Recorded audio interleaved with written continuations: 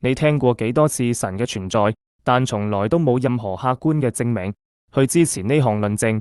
原因並非缺乏證據，但要令人信服就比較困難。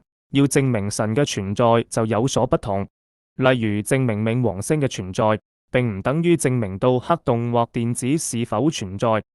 證明冥王星嘅存在相對簡單，你可以用天文望遠鏡對準佢，就可以清楚見到。亦可以證明到黑洞嘅存在，咁就帶我哋進入咗間接證明嘅領域，鄰近星嘅引力以及佢吶喊嘅時空。所以如果親眼見到神，我會相信他的存在。只有當你直接見到黑洞嘅時候，你會相信佢嘅存在一樣。但我哋冇機會親眼見到黑洞。根據定論，光線根本無法逃出黑洞。證明的方法必須符合你嘗試證明的事物本質。正是教訓所在，亦係呢段片想帶出嘅道理。我會結合演繹推理、邏輯分析與偵測人類解釋中存在的矛盾，以證明神嘅存在。我嘅論點係《古蘭經》並非任何人類嘅作品。如果呢個說法成立，就只得一個解釋：此書係源自神聖的起源。為咗證明神嘅存在，我必須證明《古蘭經》唔可能由人類編寫而成。仔細諗下，其實係相當困難。以下分三部分嚟介紹：一、預言與科學證據；二、古蘭經嘅魔法模式；三、無與倫比的口才。以呢節經文為例，假設係人類所編寫，唔相信嘅人難道睇唔到天與地相連？我哋亦用水造就所有生物。第51章提及到，我哋以偉大嘅力量創造宇宙，而我哋確實正在擴展宇宙。描述與科學對大爆炸嘅理解非常一致。所有物質曾經係單一實體嘅想法，在它擴展形成我哋所認知嘅宇宙之前，等我哋停一停去反思。假設古蘭經並非神嘅啟示，而係由人類編寫，或者由先知穆罕默德或其他人在7世紀嘅阿拉伯編寫，咁意味住當時有人生活在沙漠，1400年前不單止預測咗大爆炸，並且佢以充分信心去陳述宇宙正在擴展中，當時尚未經科學驗證嘅事物。直至20世紀，隨住先進望遠鏡嘅出現，以當時嘅生活條件，居然可以準確預測到呢類突破性嘅科學真理。聽起嚟係咪覺得難以置信？明白，如果只得一個例子，可以稱之為巧合。所以以下會有更多例子，在古蘭經中進一步說明。你嘅守護主安拉在6天內創造天地，並穩固地坐喺權力寶座上。在第41章提及。難道你否認在2天內創造大地嘅安拉？我想澄清一下，阿拉伯語中埃伊音嘅意思代表日，翻譯成日，並唔一定指地球一天24小時。例如在古蘭經中，天堂嘅一日被描述為相當於我哋嘅1000年。審判日已定，將延展5萬年。呢個意味住創世的第6日，可能指第6浩劫或某時段，只有真主知道。但真正令人驚嘆之處在於古蘭經自宇宙誕生以來約1/3的時間，咁意味住地球已經存在，咁係冇人會估到嘅。關於7世紀嘅觀點，現代科學如何解讀？快速搜尋就可以揾到答案。宇宙年齡約為137億年。而地球約有45億年歷史，意味住地球嘅年齡約為宇宙嘅1/3。如此準確嘅陳述，而當時並無先進工具同知識，所以聲稱純屬巧合嘅可能性極低，將迫使人們徹底放低理性。接住落嚟，我將獻上一段章節，絕對會令你大開眼界，亦會令呢場討論終結，因為做出呢類陳述確實違反常理。第57章記載，我哋將會降下鐵及其強大嘅力量，請稍作思考其對人類的好處。鐵受侵蝕，令它彎曲，鐵被發現埋藏於地底。咁點解7世紀時有人宣稱鐵係從天而降，而並非在地球上發現？發表呢類聲明極具風險，絕對有違常理，並會遭到質疑。但我哋今日知道鐵元素並非地球原有，相反，我哋認為鐵係源自超新星嘅爆發。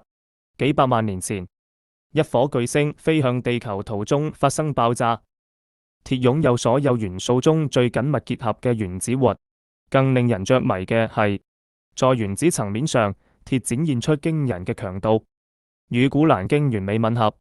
古蘭經曾提及鐵擁有巨大威力嘅描述，水亦同樣從天堂來到地球，正如古蘭經中提及的大膽陳述。以下提出嘅證據，已令許多科學家歸依伊斯蘭教，因為佢哋意識到經文內容絕不可能出自人類之手，特別在7世紀。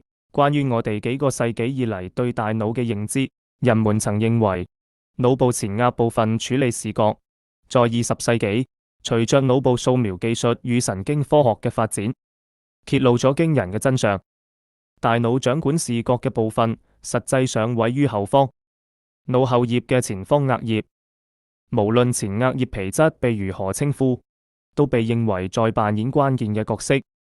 在決策過程中，最耐人尋味嘅係編造謊言。至於捏造謊言，古蘭經第96章有何說法？那狡詐罪惡嘅前額，且容我思索片刻。倘若先知穆罕默德撰寫咗古蘭經，佢好可能會寫低當時普遍被認為正確嘅事物，但先知穆罕默德並非其作者，而古蘭經係來自神聖之源。1400年後，憑藉現代神經科學，我哋知道古蘭經精確地陳述咗呢個聲明。你或者會疑惑，如果古蘭經抄錄咗某部失傳嘅古籍，該怎麼辦？會唔會係外星人嘅傑作呢？又或者某先進嘅人工智慧曾經存在卻失傳？以上都係合理嘅假設，自然浮現於我哋嘅腦海。首先，我哋討論嘅係一本於7世紀揭示嘅書籍，而非5000或10000年前嘅古籍。當時知識與發現狀況已詳實記載，清楚當時人們嘅認知狀況，且並無記錄或提及過呢類先進知識，亦無任何類似古蘭經嘅記載。當你從現有記來源進行複製時，二次複製無法保證其準確性，過時嘅觀念甚至自相矛盾，冒住重複錯誤嘅風險。然而早於1400多年前，古蘭經早有啟示，內容與科學不存在矛盾或錯誤，每項論點皆與現代理論相符，就得出一個令人信服嘅結論。而你亦清楚明白，但若果你仍然認為複製係一個合理嘅解釋，請細閱古蘭經呢段經文，冇任何事係隨機嘅，甚至連特定詞語或名字嘅擺放位置。以人類一詞為例，從該章嘅開頭，佢出現在第76章嘅第2節中。若你用阿拉伯字母計算，人類一詞精確地出現在第46個字母處。驚人嘅係，而46正係人類染色體嘅數目，仲有更多。在首次提及嘅章節中，佢出現喺第9位置。點解呢點好重要？因為23正是人類嘅染色體對數，亦剛好係第9個質數。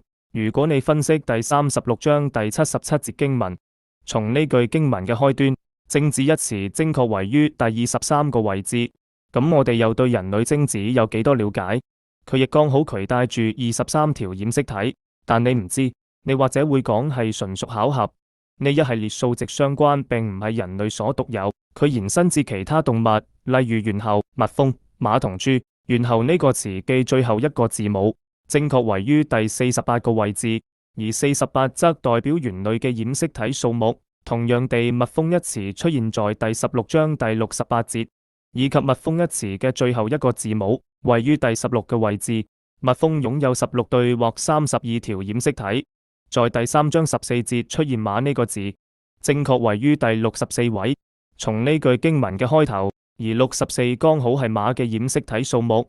同樣嘅情況亦出現在豬呢個字上，該內容出現在第5章第60節，豬字嘅最後一個字母亦剛好，而38正好係豬嘅染色體數目，距離本節結尾38個字母之距離。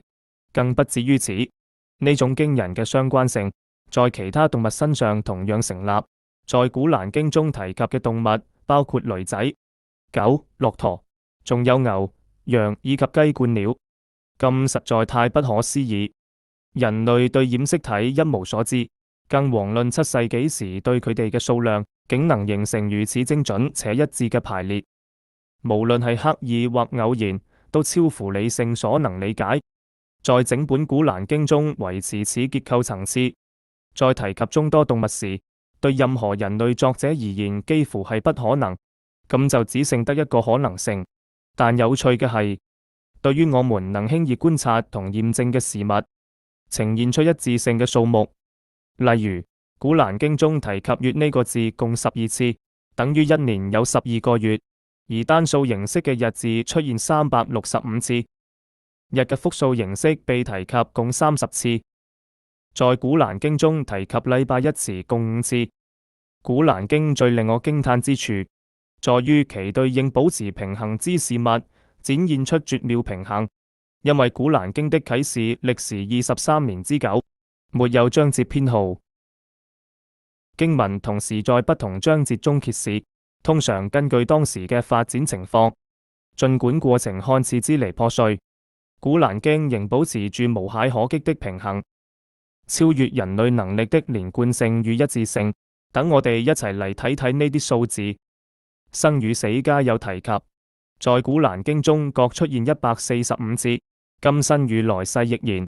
天使與惡魔男與女，許願與恐懼善行與惡行，利益與腐敗天堂與地獄。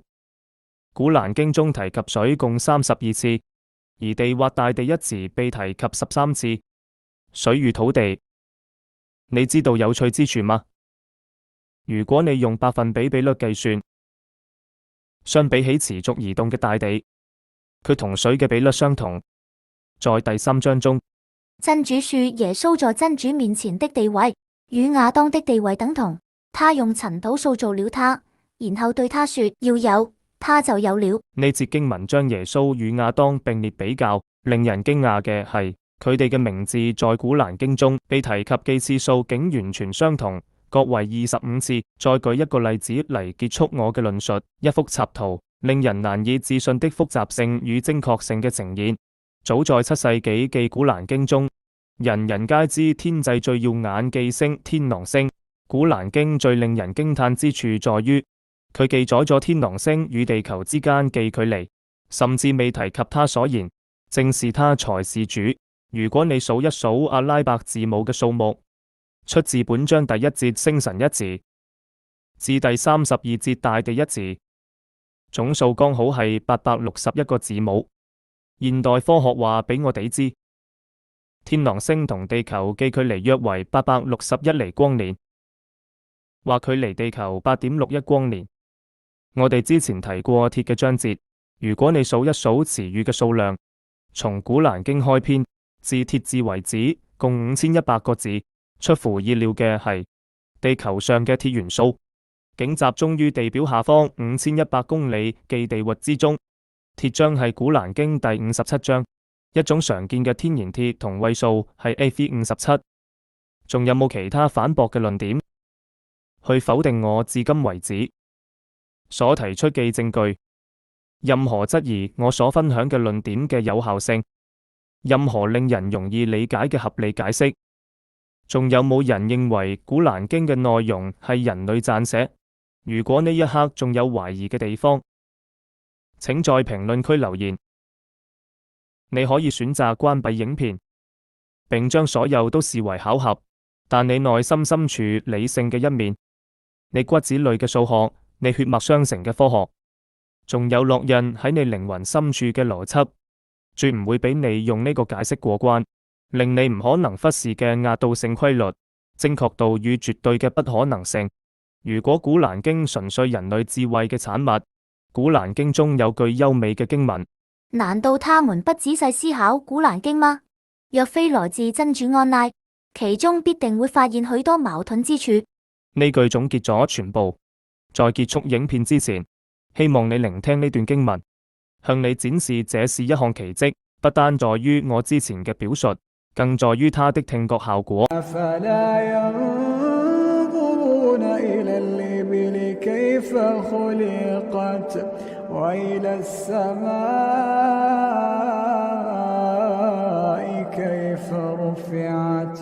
وإلى الجبال كيف نصبت وإلى الأرض كيف سطحت فذكر إنما أنت مذكر لست عليهم بمسيطر。歡迎訂閱我哋嘅頻道啟思傳媒，記得留言、讚好同埋分享俾身邊嘅朋友。